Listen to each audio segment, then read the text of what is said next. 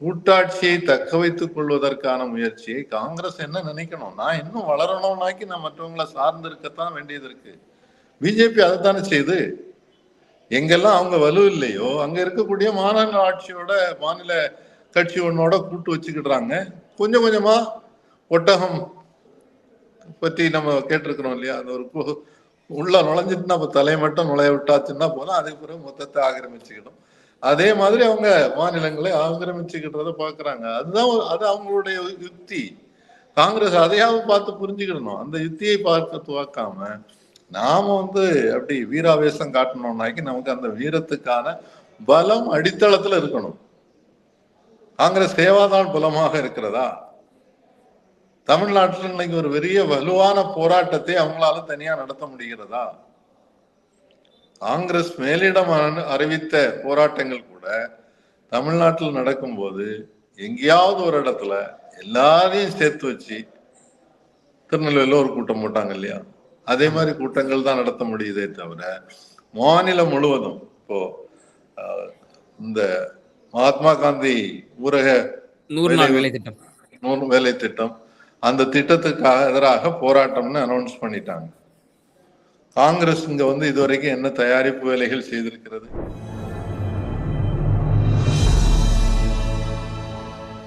Tamil news நேயர்களுக்கு வணக்கம். இன்றைய சிறப்பு நேர்காணலில் நம்மோடு இணைந்திருப்பவர் அரசியல் விமர்சகர் மரியாதைக்குரிய தாமஸ் பிராங்கோ சார். சார் வணக்கம்.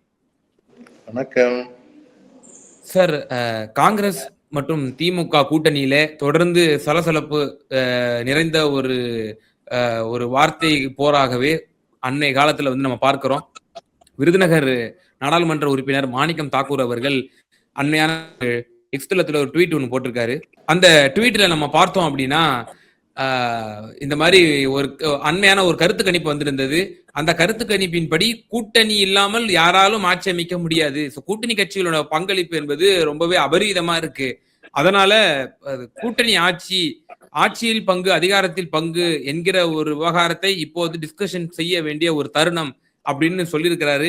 ஏற்கனவே அந்த ஐவர் குழுவினுடைய தலைவர் சோடங்கரும் செல்வ பெருந்தகை காங்கிரஸ் மாநில தலைவர் அவர்களும் கூட்டணி ஆட்சியில் பங்கு, அதிகாரத்தில் பங்கு என்ற ஒரு கருத்தை அவர்கள் வெளிப்படையாகவே பொதுவெளியில் கூறினார்கள். இப்போது அதே கருத்தை அவர் கூறியிருக்கிறார். என்ன போய் கொண்டிருக்கிறது திமுக காங்கிரஸ் கூட்டணியிடையே? அதாவது இவங்க எல்லாருமே பேசுறவங்க, செல்வ பெருந்தகை மட்டும் மாநில காங்கிரஸ் கட்சி தலைவராக இருக்கிறாரு. மற்றவங்க பலரும் பேசுறவங்க உண்மையில முடிவெடுக்கக்கூடிய இடத்துல இல்லை. செல்வ பெருந்தகையும் முடிவெடுக்க முடியாது. திமுகவோட கூட்டணி வேண்டுமா இல்லையா என்பதை காங்கிரசினுடைய மேலிடம்தான் முடிவெடுக்கும். கூட்டணி வேணும்ன்றதுக்காக தான் அவங்க ஒரு ஐவர் குழு வைத்து பேச்சுவார்த்தை நடத்திட்டு இருக்காங்க. அப்ப அவங்களுக்கு கூட்டணி வேணும்ன்றதுல அவங்களுக்கு எந்த சந்தேகமும் இல்லை. இப்ப திடீர்னு நிறைய பேருக்கு ஆசை வந்திருக்கு, ஆட்சியில் அதிகாரம். ஆட்சியில் அதிகாரம் கிடைக்கணும்னாக்கி அதுக்கு உங்களுடைய வலு என்ன? காங்கிரஸ் சமீபத்தில் எங்கேயாவது தனித்து நின்று போட்டி போட்டு ஒரு பாராளுமன்ற உறுப்பினரையோ ஒரு சட்டமன்ற உறுப்பினரையோ தேர்ந்தெடுத்திருக்கிறதா? உள்ளாட்சி தேர்தலில் கூட கூட்டணி வச்சுதான் அவங்க ஜெயிக்க வேண்டியது. அப்படி இருக்கும்போது எங்களுக்கு ஆட்சியில் அதிகாரம்னு சொன்னா அது ஒரு நியாயமானதாக இல்லை.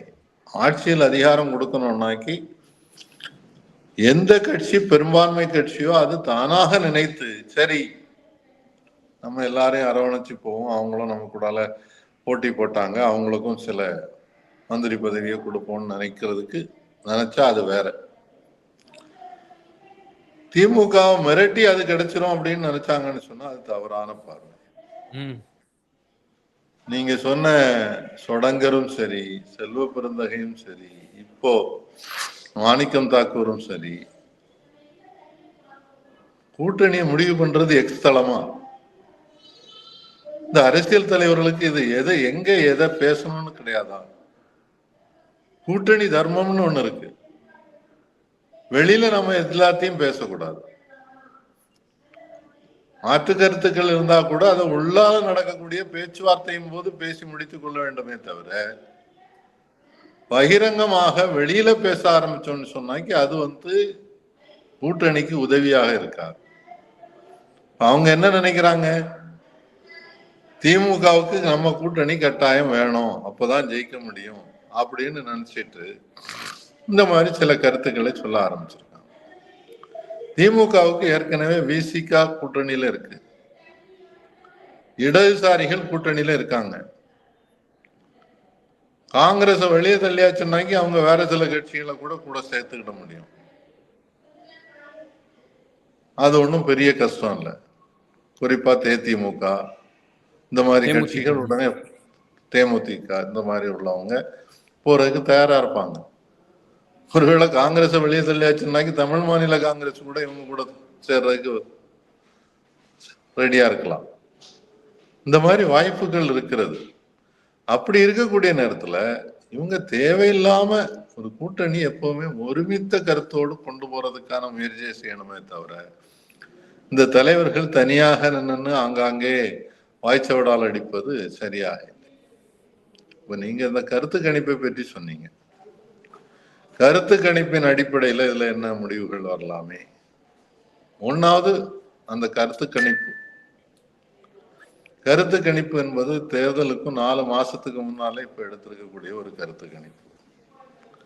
அந்த கருத்து கணிப்பே நேர்மையான கருத்து கணிப்பாக இருக்குதா அப்படின்றதுல எனக்கு சந்தேகம் இருக்குது, கேள்வி இருக்கு. இதுக்கு முன்னாலேயும் இதே மாதிரி கருத்து கணிப்பு எடுத்திருக்கிறார்கள். ஆனா இது அப்போ லைலா கல்லியிலிருந்து எடுத்த டீம் அல்ல. லைலா கல்லூரியினுடைய அந்த பழைய அனுபவத்தை வைத்துக்கொண்டு அதனுடைய அலுமினை கொஞ்சம் பேர் சேர்ந்து நாங்க செய்தது அப்படின்னு சொல்லியிருக்காங்க. முன்னால் அங்க உள்ள படித்த மாணவர்கள் சேர்ந்து செய்தோம் அப்படின்னு சொல்லியிருக்காங்க. அவங்க பயன்படுத்தி இருக்கக்கூடிய கேள்விகள், பொதுவா ஒருத்தங்க பதில் சொல்றது நீங்க கேட்கக்கூடிய கேள்வியின் அடிப்படையில தான் இருக்கும். ரொம்ப யோசிக்க மாட்டாங்க. அந்த கேள்விகளே சரியா இல்லையே. நான் உதாரணத்துக்கு சொல்றேன். இப்ப இவங்க இதுல போய் அண்ணாமலையை பற்றி கேள்வி கேட்கறதுக்கு என்ன அவசியம்? அண்ணாமலையை கட்சியில இருந்து நீக்கிறதை விரும்பினவர்கள் அவரு விரும்பினாங்களா இல்லையான்னு அதை வந்து பிஜேபியில உள்ளவங்க எல்லாம் சொல்லணும். மற்றவங்க எல்லார்ட்டும் கருத்து கேட்டாச்சுன்னாக்கி அதுல என்ன அர்த்தம், அதுல என்ன வரப்போகுது? அதே மாதிரி அவரு தனி கட்சி தொடங்கினால என்ன ஆதரவு வரும்? இனிமே இருக்க கட்சிகள் போதாதுன்னு அந்த ஆள் ஒரு தனி கட்சி ஆரம்பிச்சு இங்க ஏதாவது செய்ய முடியுமா? கொஞ்சம் வரலாற்றை இவங்க எல்லாம் யோசித்து பார்க்கணும். மக்கள் நல கூட்டணின்னு ஒரு வலுவான கூட்டணி வந்து விஜயகாந்த், இடதுசாரிகள், மதிமுக இவங்க எல்லாரும் சேர்ந்து ஒரு கூட்டணியை வைத்து 3ஆம் அணின்னு போட்டி போட்டாங்க. என்ன பலன் கிடைத்தது? ஒண்ணுமே கிடைக்கலையே. அதனால தானே பழையபடி திமுக கூட்டணிக்கு அவங்க எல்லாரும் போயிட்டாங்க. இன்னைக்கு அவங்க எல்லாம் அதை பற்றி பேசவே மாட்டேன்றாங்களே ஒரு மாற்றத்தை பற்றி. அப்படி இருக்கும்போது நீங்க போட்டிருக்கக்கூடிய கேள்வி, இப்ப நாகேந்திரனுடைய பயணம் தொடங்கி எத்தனை நாள் ஆச்சு? நேற்று தானே வந்து நிறைவு பெற்றுச்சு. அந்த புதுக்கோட்டையில நடந்தது. அமித்ஷா வந்து சவடால் பேசிட்டு போயிருக்கிறாரு.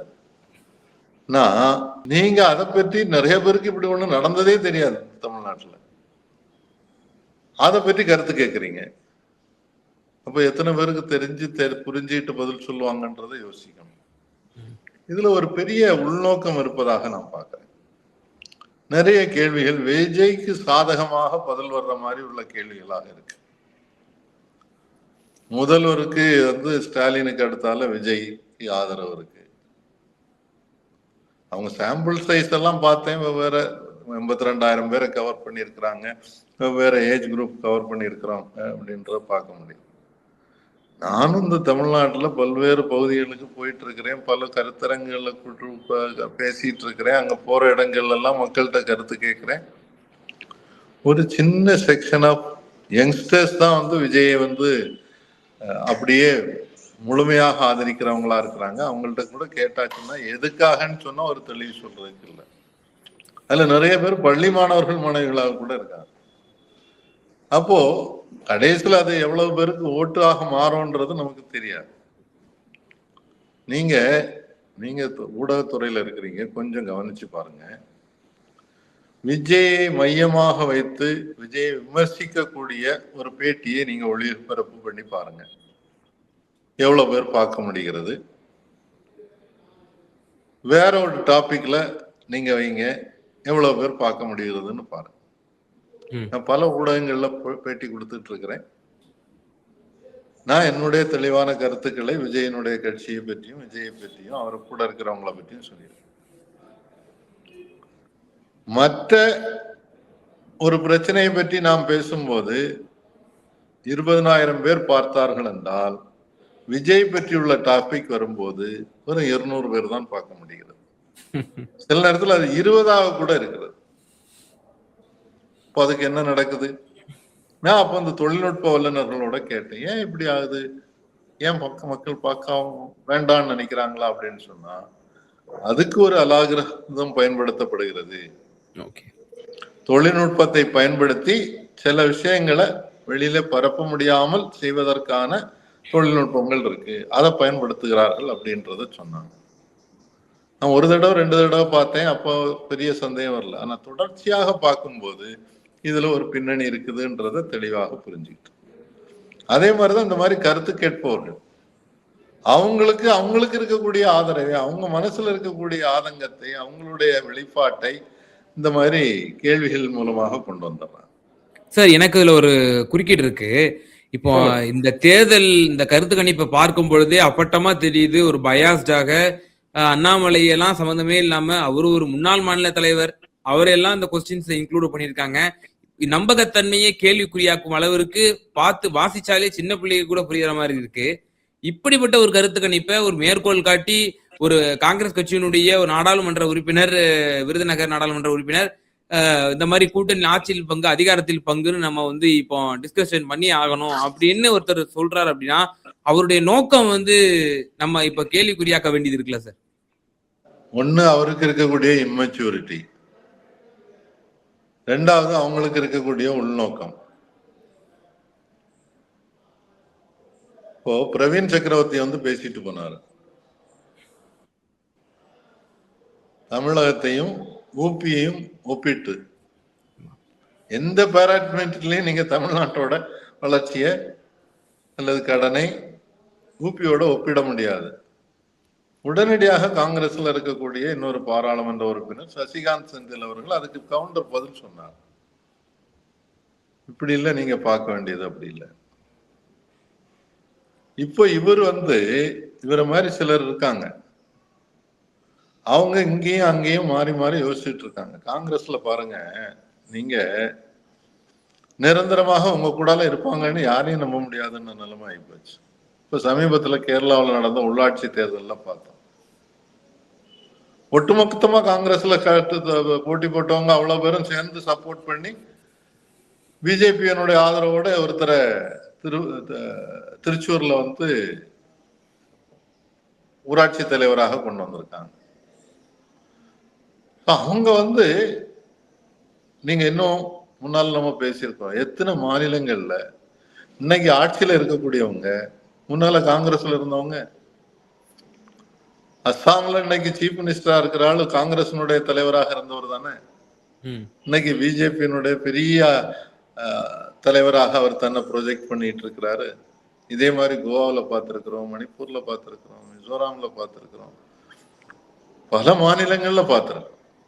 சோ இவங்களுக்கெல்லாம் ரொம்ப நாள் ஆட்சியில இல்லாம இருந்துட்டாங்களா, அதனால அவங்களுக்கு வந்து ஒரு ஏக்கம், ஐயோ எவ்வளவு நாள் நம்ம எதிர்கட்சியிலேயே இருக்கிறது, நமக்கு எங்கேயாவது ஒரு இடத்துல வாய்ப்பு கிடைச்சிடாதா அப்படின்னு ஒரு ஆதங்கத்துல அவர் பேசியிருக்கிறதா தான் நான் பாக்குறேன். ஒரு அரசியல் தலைவர், அனுபவம் உள்ளவர் இந்த மாதிரி ஒரு சர்வே வச்சுட்டு அதை மேற்கோள் காட்டி எக்ஸ்ல இது பதிவு செய்வது அவசியமே கிடையாது. துரதிருஷ்டவசமாக காங்கிரஸ்ல இந்த டிசிப்ளின்றதே கிடையாது. யார் வேணாலும் என்ன வேணாலும் பேசலாம்னு ஆயிப்போச்சு. சிதம்பரம் ஒண்ணு பேசுவாரு, சிதம்பரத்தினுடைய பையன் கார்த்திக் சிதம்பரம் இன்னொன்னு பேசுறாரு, ரெண்டு பேரும் ஒரே கட்சியில தான் இருக்காங்க. இப்ப சமீபத்துல பாத்தீங்க ஜோதிமணி, அவங்க ஏதோ பேசினாங்க, காங்கிரஸ் அழிவு பாதையை நோக்கி சென்று கொண்டிருக்கிறது காங்கிரஸ் அப்படின்னு சொல்றாங்க. ஆமா, அப்போ உட்கட்சிக்குள்ளாலே அவங்களுக்குள்ளால ஒரு ஒற்றுமையும் இல்லை, ஒரு ஒருமித்த கருத்து இல்லாமல் ஒரு கூட்டாட்சியை தக்க வைத்துக் கொள்வதற்கான முயற்சியை காங்கிரஸ் என்ன நினைக்கணும்? நான் இன்னும் வளரணும்னாக்கி நான் மற்றவங்களை சார்ந்து இருக்கத்தான் வேண்டியது இருக்கு. பிஜேபி அதைத்தானே செய்யுது. எங்கெல்லாம் அவங்க வலு இல்லையோ அங்க இருக்கக்கூடிய மாநில ஆட்சியோட மாநில கட்சி ஒன்னோட கூட்டு வச்சுக்கிடுறாங்க. கொஞ்சம் கொஞ்சமா ஒட்டகம் பத்தி நம்ம கேட்டிருக்கிறோம் இல்லையா? அந்த ஒரு உள்ள நுழைஞ்சிட்டு நம்ம தலையை மட்டும் நுழைய விட்டாச்சுன்னா போதும், அதுக்கு பிறகு மொத்தத்தை ஆக்கிரமிச்சுக்கிடும். அதே மாதிரி அவங்க மாநிலங்களை ஆக்கிரமிச்சுக்கிட்டத பாக்குறாங்க. அதுதான் அது அவங்களுடைய யுக்தி. காங்கிரஸ் அதையாவது பார்த்து புரிஞ்சுக்கிடணும். அந்த யுக்தியை பார்க்க துவக்காம நாம அப்படி வீராவேசம் காட்டணும்னாக்கி நமக்கு அந்த வீரத்துக்கான பலம் அடித்தளத்துல இருக்கணும். காங்கிரஸ் சேவாதான் பலமாக இருக்கிறதா? தமிழ்நாட்டில் இன்னைக்கு ஒரு பெரிய வலுவான போராட்டத்தை அவங்களால தனியா நடத்த முடிகிறதா?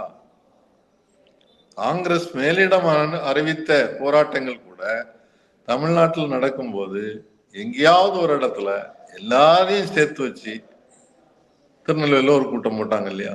அதே மாதிரி கூட்டங்கள் தான் நடத்த முடியுதே தவிர மாநிலம் முழுவதும் இப்போ இந்த மகாத்மா காந்தி ஊரக 100 நாள் வேலை திட்டம் 100 வேலை திட்டம், அந்த திட்டத்துக்காக எதிராக போராட்டம்னு அனௌன்ஸ் பண்ணிட்டாங்க. காங்கிரஸ் இங்க இதுவரைக்கும் என்ன தயாரிப்பு வேலைகள் செய்திருக்கிறது? எவ்வளவு பேர் அந்த போராட்டத்தில் கலந்து கொள்ள போறாங்க? பொறுத்திருந்தான் பார்க்கணும். ஆனா வெனிசுவேலாவுக்கு எதிராக ஒரு தாக்குதல் நடந்ததும் இடதுசாரிகள் இந்தியா முழுவதும் போராட்டத்தில் இறங்குறாங்கல்ல. பெரிய கூட்டம் இல்லைன்னாலும் எல்லா இடத்துலயும் எதிர்ப்பை தெரிவித்திருக்கிறாங்க இல்லையா? அப்ப நீங்க எங்க போறீங்க? உங்க கட்சி மேலிடத்துல சொல்லக்கூடியதே அமல்படுத்துறதுல உங்களுக்கு பலவீனம் இருக்கு. ஏன்னா கீழே அடித்தளத்துல நீங்க மக்களோடு ஒரு வலுவான கட்சியினுடைய அடித்தளத்தை கட்டி எழுப்பவில்லை. அதுக்கான வேலையை சிலர் முயற்சி செய்துட்டு இருக்காங்க. காங்கிரஸுக்குள்ள சில திட்டங்கள் இருக்கு, எனக்கும் தகவல்கள் இருக்கு. அது நல்ல விஷயம். இந்த மாதிரி விமர்சனங்களும் இந்த மாதிரி ஒரு அடிப்படையே இல்லாம விமர்சனம் செய்வதும், நீங்க சொன்ன மாதிரி ஒரு குழந்தை கூட பார்த்தாச்சுன்னாக்கி இந்த ரிப்போர்ட்டை இது ஒரு ஒருதலைபட்சமான ரிப்போர்ட் அப்படின்னு சொல்லிடும். ஆனா அதை வச்சுக்கிட்டு இவர் ட்விட்டர் போட்டுக்கிட்டு இருந்தாங்கன்னாக்கி அது அரசியல்ல இருக்கக்கூடிய இம்மெச்சூரிட்டின்னு தான் நான். நிச்சயமா சார், பல்வேறு விவகாரங்கள்ல எங்க நேயர்களுக்கு ரொம்ப தெளிவா உங்களோட கருத்துக்களை பதிந்தீங்க. ரொம்ப நன்றி. நன்றி, வணக்கம்.